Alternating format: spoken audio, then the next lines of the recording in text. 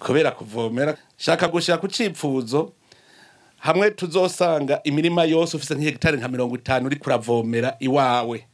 uwundi uko nyene kandi birashoboka turashobora kwimba amazi mu kuzimu akaduga cyane tukaja gupompa ajya ari mu nzuzi mu myonga tukaduza ku mutumba ni ibintu bishoboka kandi birampimbara kubona abarundi barakwamo ko mu mpuzu mvuga rimwe bakumva gatanu kandi namwe aho muca murabibona ko batawemera ko amazi ashika mu mwonga adaciye mu mirima iwe.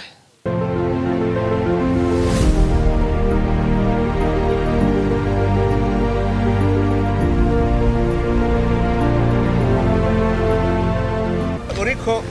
urasoroma ibirayi buri kurarima ingano ntizibagaga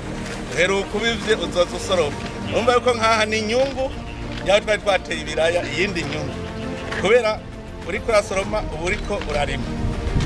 aho uzubibaguza ugaca bigiye uzogaruka usoroma aha tukaja kurondera ngo ifarini urabona ko dushobora kurima ingano kandi zigakunda urabona hariya hose kuri ya mitumba ari ahantu hameze neza urabona bimwe twavuga vyo guca imiserege navyo hariya muze murabona hasa neza.